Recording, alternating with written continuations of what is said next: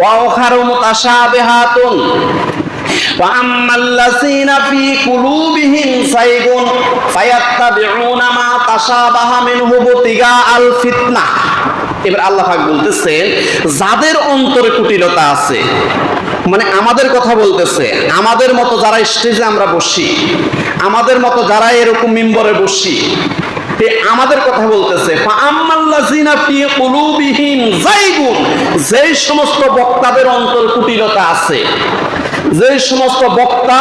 ওয়াইজিনদের অন্তরের মধ্যে কুটিলতা আছে, ফাআম্মাল্লাযীনা ফী কুলুবিহিম যায়গুন ফায়াত্তাবিউনা মা তাশাবাহা মিনহু ইবতিগাআল ফিতনাহ, ওই সমস্ত বক্তারা, ওই সমস্ত ওয়াইজিনরা তারা সমাজের মধ্যে ফিতনা সৃষ্টি করার জন্য,